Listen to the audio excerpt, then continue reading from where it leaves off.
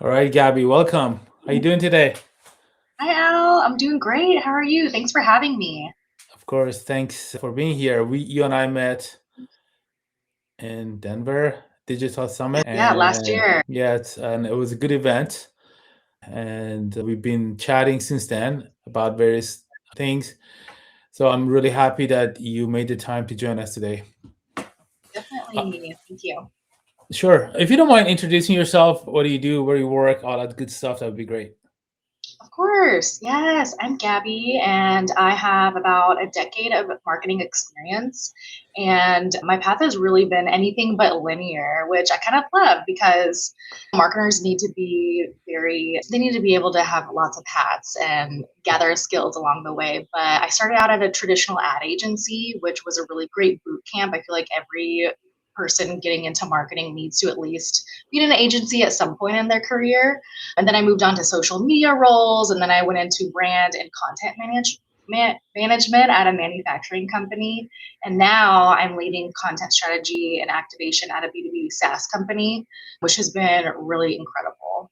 And then, kind of like full transparency, I've also started my own agency along the way, and I did a drop shipping company Oh, good during for you. COVID, which no longer exists, but I've just been like the serial side hustler. So I love building things, testing ideas, and figuring out what works.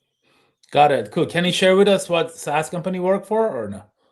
For We sure, can go yeah, to, I work at Smartsheet. It's a project and portfolio management software, B2B SaaS. Cool. And you're like one of the content strategists there. You said Yep. lead content strategist. Cool. Yeah. Yeah, you got to be a good content strategist to be able to work for a SaaS company. So that's really what I want to talk about today is that what is the unique approach and strategy for a B2B SaaS company compared to like other industries, other B2B or B2C companies? What makes B2B SaaS unique in 2026? I'm talking about content strategy. Yep. Content strategy wise, I feel like B2B SaaS is a whole different beast than B2C. And for one thing, you're not urging someone to buy and click buy now. You're really navigating this complex web of decision makers each person has their own pain points and things that really need to see within your content. The other thing is it's a longer sales cycle. Like I said, like B2C, you're urging them to buy now. Whereas in B2B SaaS, sales cycles are super long. They can be from like 6 months to over a year, sometimes longer, but your content has to work harder and you have to build content systems that nurture them along the way. You have to hit on different topics and touch points. But I think like either way, you're still laddering up back to what does my product solve? What are the pain points that they solve for these buyers and decision makers? No, that's good stuff. And I have my share of experience in B2B SaaS and enterprise B2B SaaS, where it's not just the sales cycle, it's like the onboarding after you sell a client and what's next. So I guess you mentioned a couple of things there, like pain points and problems that are solving. How do you get that data? Is that get in my opinion, getting pain points is extremely difficult. You have to actually talk to customers. What is your method? Yes, my method varies. Usually I work with the product manager who is really close to sales. They're like talking with sales on a day to day basis and they're relaying that information to me. But what they're looking for is during the onboarding process and really at every point of the onboarding and gaining clients and customers is what are their pain points? What are they bringing to the table? And just learning more and getting really close to the customer. I've also seen that not only that, but just doing my own industry research and getting up to speed on like industry, like newsletters and consuming the content that those people consume Yeah. and seeing like what topics are out there, what webinars are they attending.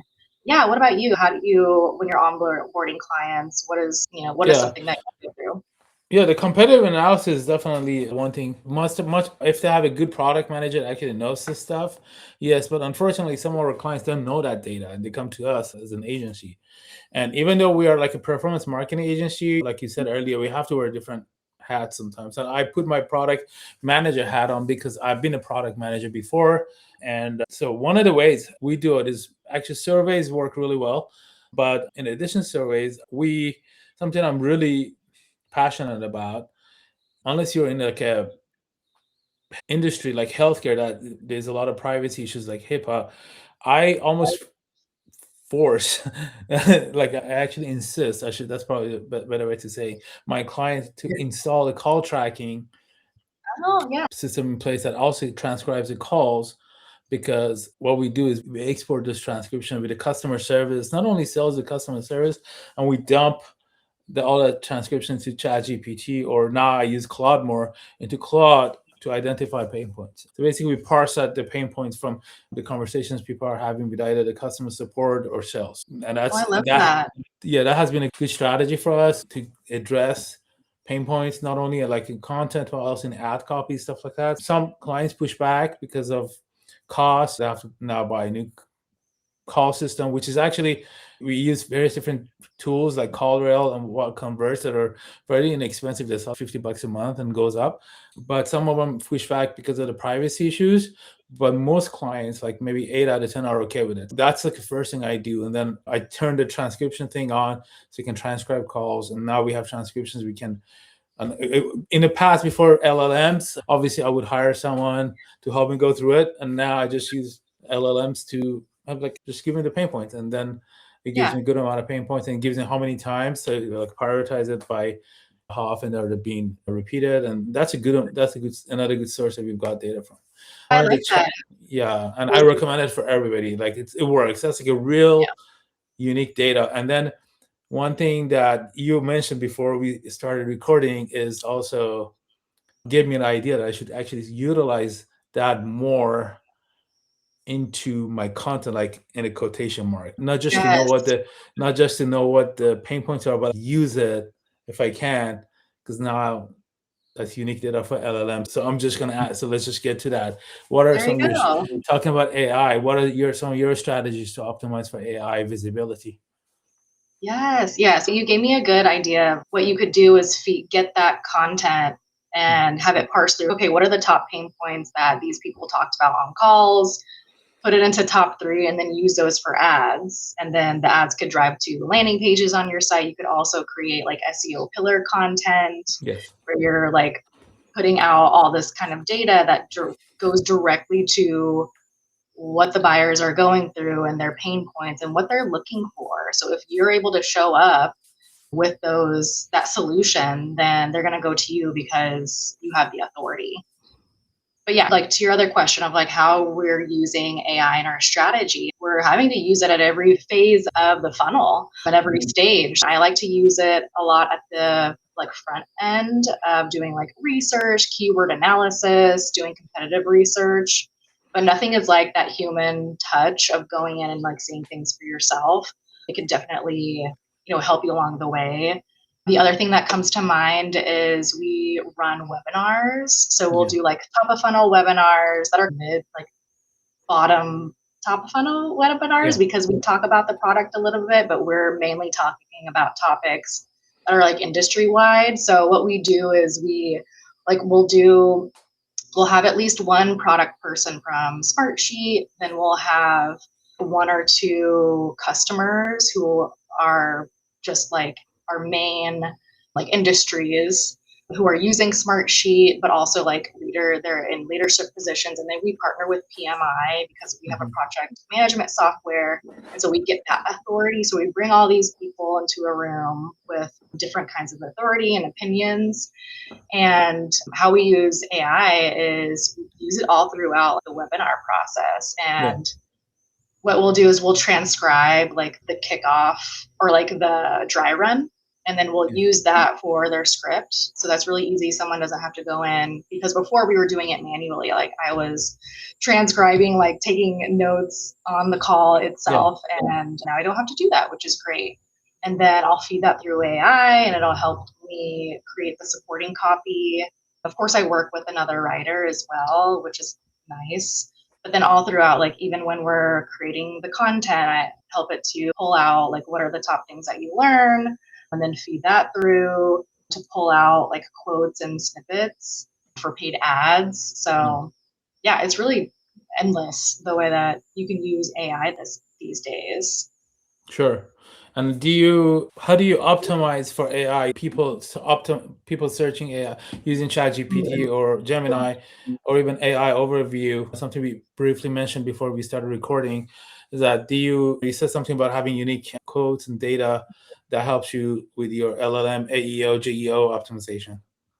What is Yeah, your take on that? I know in various people's various methods, it's not quite SEO like where you have just 200 factors. The everybody has different experience. I'm curious to see yeah. like what are some of your data that what are some of your things you've seen in terms of Yeah, well, GEO? when you think about what content, because everyone can create content now that everything is starting to sound similar. So, what can Yeah. you be or have that's different, that's going to make your content have not only have a perspective, but that's something unique. And so, what we found, I think what other people can take away from this is conducting your own research, having your own perspective, which like goes back to knowing your Pain points. customers' Mhm. points, is conducting your own surveys and research. So what we did, or what I did at Smartsheet, is we did 2 first party research reports where we surveyed like over 1,500 people out in market who had certain job titles, like going back to who we're targeting, and we asked them certain questions about like how AI is evolving their role. And of course, like I went in with a perspective of I think this is what's going to happen. So like our perspective, this was like summer last year. Of, okay, AI is going to evolve project and portfolio managers' roles, and really it's evolving everyone's roles at this point. But we went in with that perspective, and I went in with a story arc. Here's the situation. AI is evolving what you're doing, not what you're doing on a day-to-day basis, but how you're doing it, the situation of, okay, AI is out there, but how do you actually use it? What is the playbook? And then the solution, hey, you've got to lean on tools at this point. And by the way, our product can help you with that. So you go in with that, but the output is a first party data report, which has tons of stats in there that AI cannot produce on its own. And so I think that's super valuable to have because not only is it like a pillar asset, but it helps you produce content for 6 to 12 months. Yeah. And what I did was I worked with PR to help make it a big moment, and they got press coverage out of it. I worked with SEO to come up with different pillar topics that they could put out that was like SEO focused. And then like social as well. And then we did ads as well. But yeah, what are you seeing with your clients, not only with first party research, but is there anything else that you're really hitting on? Yeah, I'm actually speaking about this on Tuesday in La Jolla at Camp Miva. SEO for AI, which they call a GEO or AEO, it's moving away from optimizing for keyword and key phrases into optimizing for questions and answers. And also it's moving more toward basically it's from keywords to prompts. Like you have to change the way you answer questions. People go to Google now, even Google, they ask questions because of the AI overviews. They don't just put shoes if they're or running shoes if they're looking for a running shoe. Just for example, looking for a wide foot running shoe size 10 and a half because that's what I wear, right? So like that's how they It's use super niche. that's how they search. So you have to be able to answer that. So working with an e-commerce client that sells that shoe, we are working with them to not only explain what the shoe is, but also answer some of the questions that people ask about that shoe. So that's one thing. Another thing that's working really well. Another thing that I see that's working really well for AI visibility is your off-page activities, your brand sentiment, your brand mentions across the web, and your reviews. It's very, if you're looking for the best, let's say, warranty provider, home warranty provider in America, they tend to bring up the ones that have better reviews. Or even like an example I use almost in every last few podcasts is I was in like Arrowhead looking for a independent coffee shop because I'm a coffee drinker and I'd rather not to go to one of the chain ones if I don't have to. And I went on Perplexity and looking for the best coffee shop, non-chain, independent, whatever. I forget what I was searching, and it gave me a list of a few. And I when I then I asked, why did you give me this? It's because of the reviews that I had on Google and TripAdvisor. In fact, one or maybe two of those coffee shops, one, the website was down, like it was taking forever to load, and the other one had a one-page website that it wasn't even SEO friendly by any standards. Perplexity just went straight by the reviews. So it really Yeah. depends on your industry. So in your industry, I think your reviews on G2 and Capterra matter a lot. So that's something that For would sure. hyper focus on in addition to what you're doing. Your content matters, but also your reviews and rating and the PR stuff that the PR team is doing. So I'm glad that you're working with them too, because they will have direct impact in your visibility from my experience.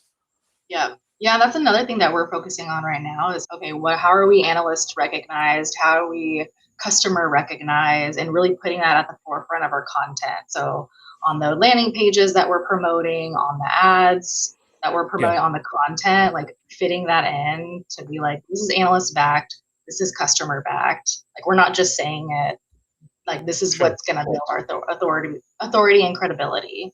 Yeah, 100%. And AI LLMs want to learn from you, to cite you. And in order to learn from the site, you need to give it something really unique. That's one of the reasons I launched this podcast. Is I'm like, the conversation you and I are gonna have is very unique, right? It's never been done before. I'm gonna put this on YouTube. I'm gonna transcribe it, put it on my blog. And if you look at my analytics, comparing to my generic blog post, the podcast transcriptions and summarize it as well are getting the most amount of traffic. So thank you for contributing to my content by being here. Course. I know, I love podcasts too. I feel like if you're a content strategist, you have to find the things that you can repurpose and reuse, because you can't just create like pieces of content that are one-offs. You have to think of it as a system. So like this podcast episode itself is a system, because not only are you doing the video, but you're doing the copy on the blog, you're doing the posts, like everything. I'm gonna cut this into a bunch of shorts, and you're gonna see it all over the place. You're gonna see yourself a lot. Sorry, my face all over. I can't get away. Yeah, you're gonna see it on LinkedIn, YouTube, everywhere, and that kind of like talks. That's about content diversification or repurposing.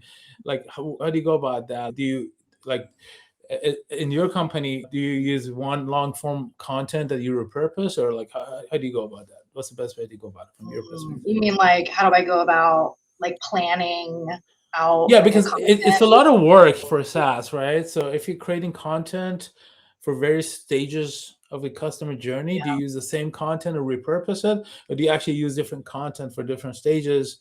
Do you have this master content that repurpose?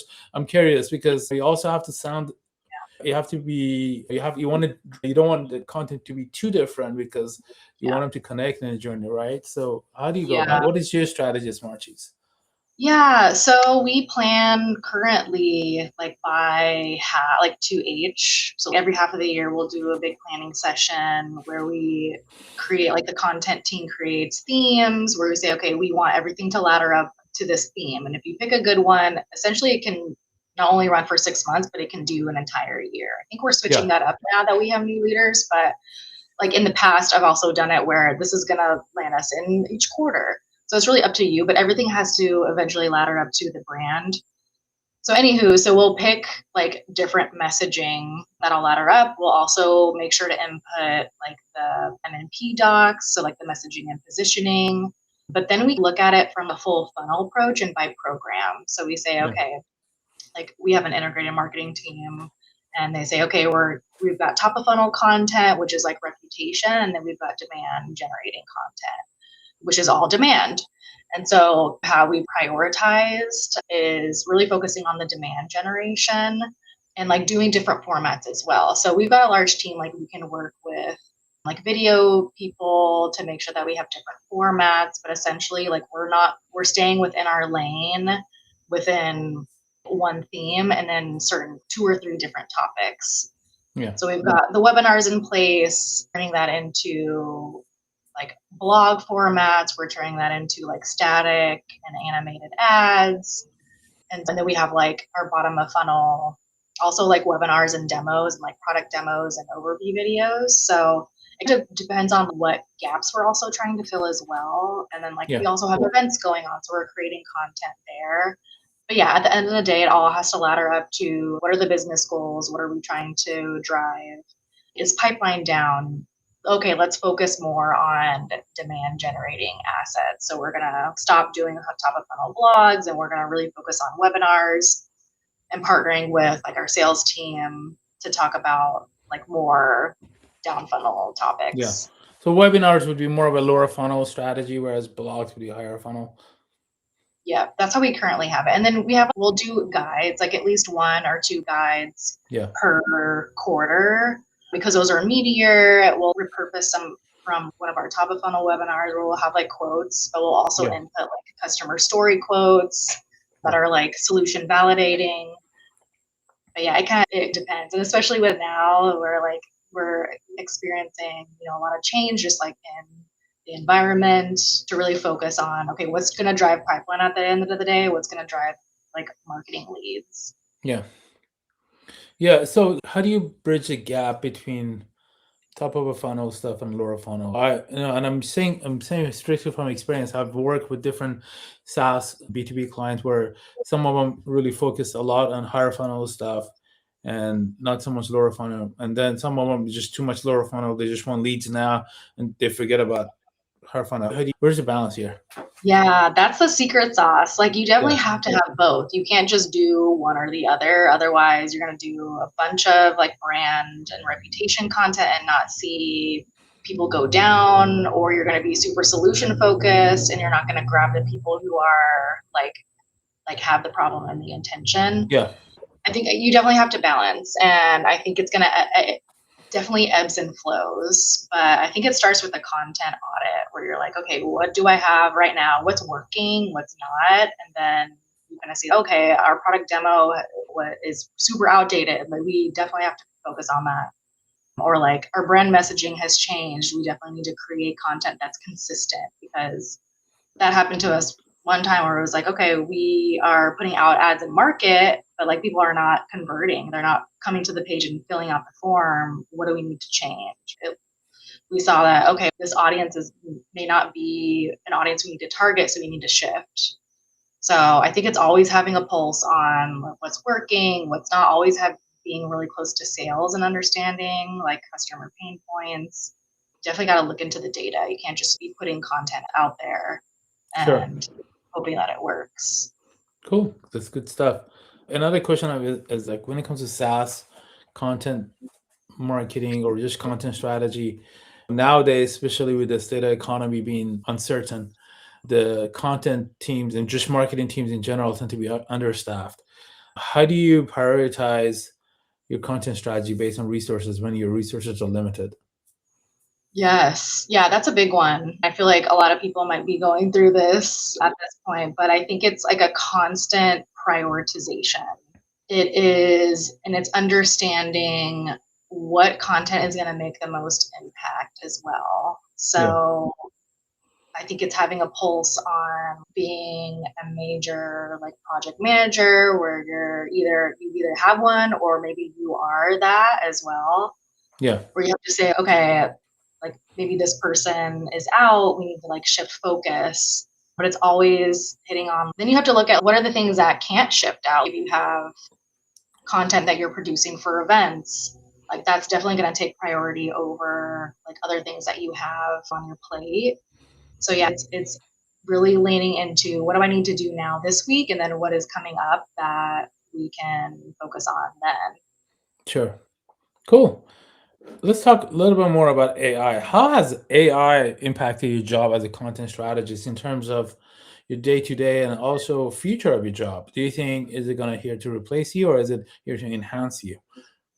Yes, I mean, for a while I was like, whoa, AI is coming after my job. Do I need to go become like a nurse or like a police officer? You don't want to be a nurse. My wife is a nurse. She comes home like dead tired. Yeah. Yeah, and I can't do blood and needles. But so that has shifted. Now I'm looking at it in a more positive way of, okay, it's really going to amplify what I can create. But I also went through a moment where I was like, man, I am not feeling as creative as I once was. I think as a content person and a writer, I think, or like a marketer in itself, like you have to keep your mind sharp and not always rely on AI to do everything for Sure. you. So one of the things that I've been doing just to stay sharp in my role is like upskilling. So Yeah. taking AI classes, also like sharpening my writing skills. So I'm not just relying on AI all the time.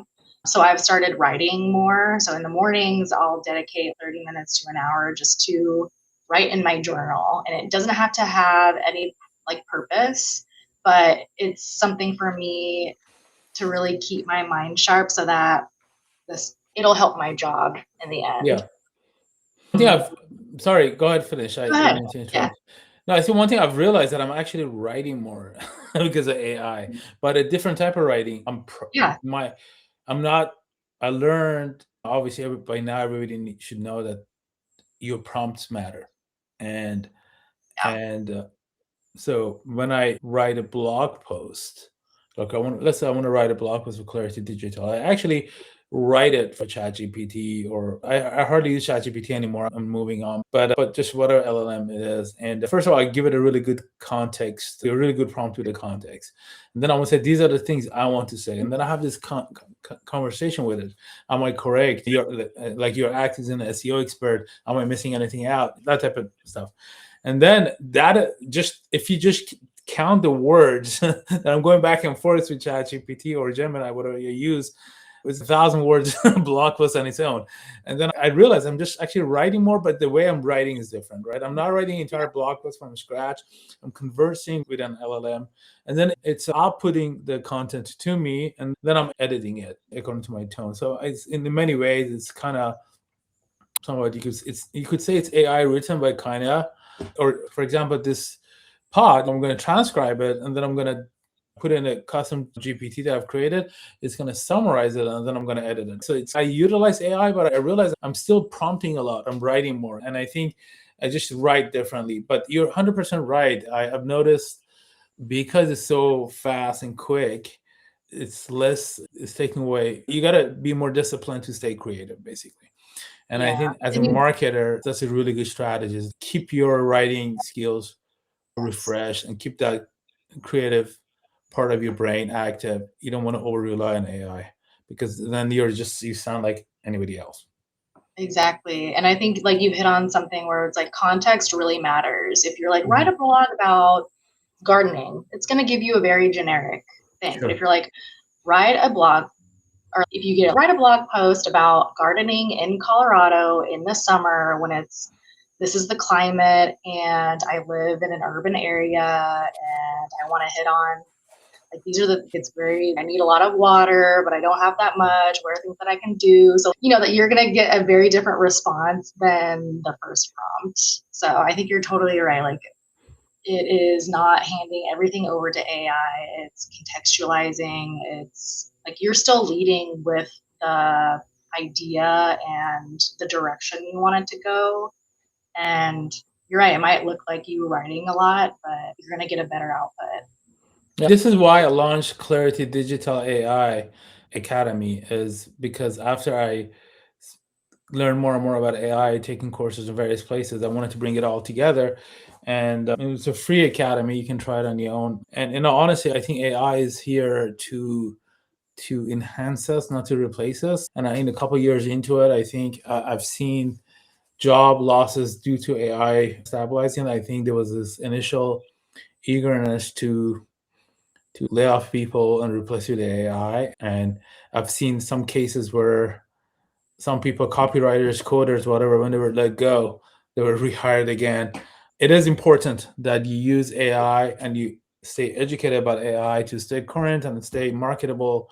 Hence, Clarity Digital AI. Check it out.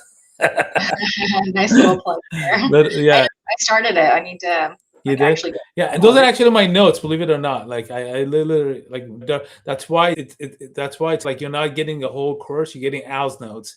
And then I use AI a little bit to enhance it. So Yeah. Oh, that's cool. because when I write, there's like typos all over, the fat fingers and typos all over the place. So we covered a lot of stuff about AI, and I think how much more time we have? We have a couple more minutes. And let's talk about quality and governance. I think that's become even more important in some industries because of the privacy issues, because of some of those blog LLM generated content sometimes have some really bad information in them. So talk about privacy, quality, governance, and what do you see? What are some of the risks, and how do you deal with those risks? Yeah, one thing that I've experienced is you definitely can't feed it like personal or customer information. That is just off the table. You have to be like somewhat generic in what you're prompting it and use the tools that are provided by the company, or establish that, being like, you can only use this, you can only feed it this information. And like governance wise, I think, especially for marketers, like helping to put in, like making your custom LLM, Yeah. feeding it certain MNP docs. I think that helps like create guardrails on A that. custom LLM, are you talking about local LLM to your company? Yeah. Yeah, Yeah, like a okay. local, Yeah. or like, for example, like with Google Gemini, like you can do like custom gems, or you're like putting in that Got it. information. But yeah, I don't know. What about you, Al? What are I mean, yeah, so there's two different things between custom gems or projects and then local LLMs. Local LLMs, you can actually, I don't know if you can do it with Gemini, but you can do it OpenAI. You can download the entire LLM locally. So now your organization can feed it private data because now it's not exposed to the cloud and to the rest of the internet. But that is you got to know what you're doing there. Definitely engineering needs to own it.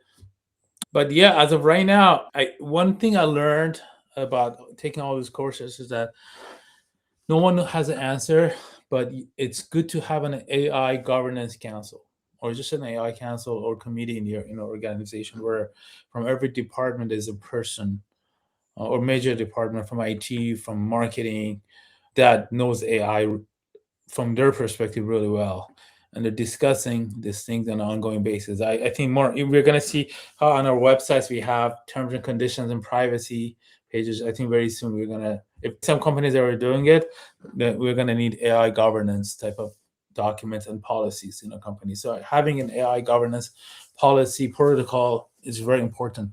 What are the things we can do, we cannot do using AI? So that's because you have to be very careful about how you're also training the data. If you give it a bad data, you're going to get poor data back. Very soon we're going to see that becoming a thing, and there are people who are going to have that as a full-time job eventually, being an AI governance manager or whatever. Oh, I believe it. Yeah, some companies are doing that already, like in healthcare or whatever. But even the smaller companies, it's going to become a thing. We haven't seen the lawsuits come yet. We haven't seen some of those issues yet. So I think that's becoming more and more important.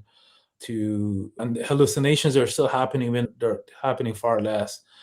And Yeah, you definitely have to put in like quality checks. Like for the content team, it's okay. You can't just let it write blogs from start to scratch. So that's a guardrail that we put in place. Sure.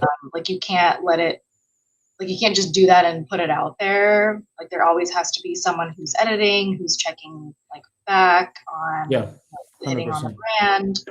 So yeah, I guess it does depend on where you're at in the org, and it's going to differ depending on where you're at. But totally, like chief AI officer, I saw that, and I saw a role at one of these top companies. I wonder if I could qualify for that job.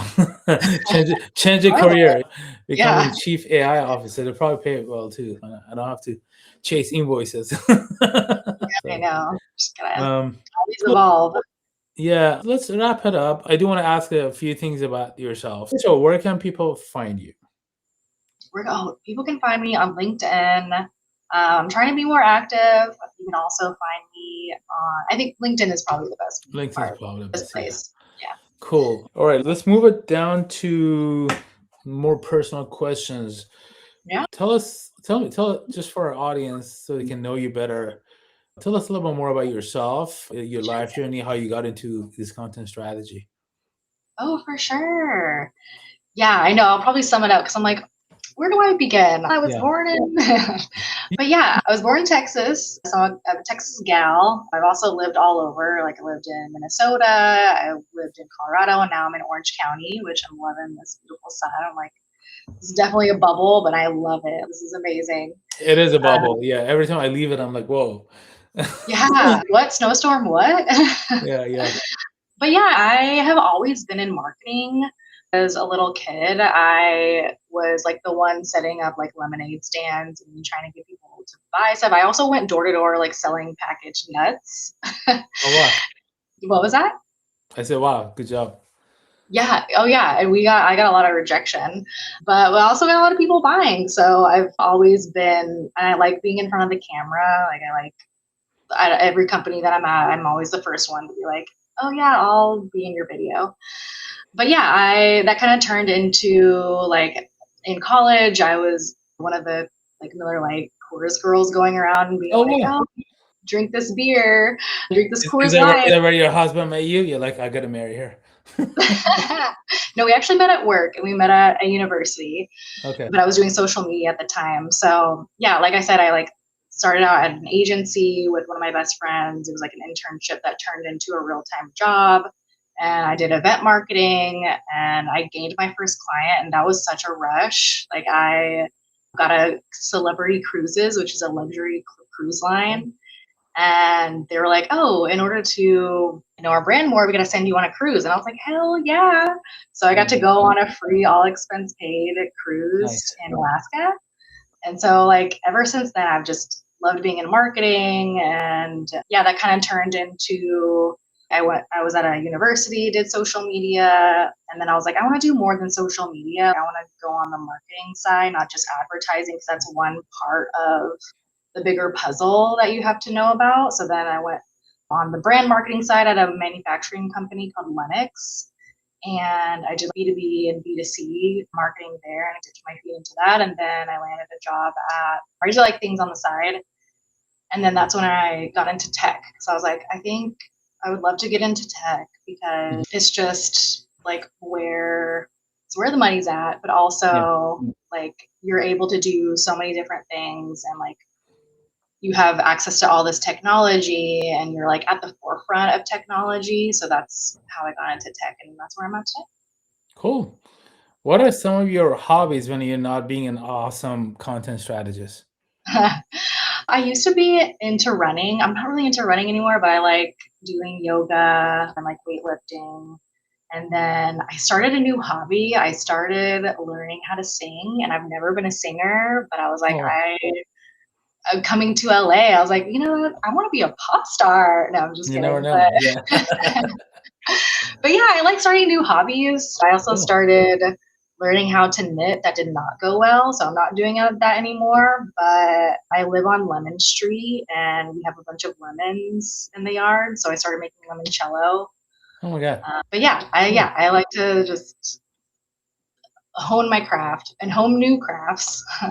Cool. Okay, the last question. This one's a tricky. If you could be a superhero from a comic, movie, or book, which one would it be and why? Oh my gosh, I don't know the names of superheroes, but it would be someone who flies Okay, like because Superwoman. okay, yeah, I'd Okay. be Superwoman Yeah. because she can do everything. She's the best at everything. Yeah.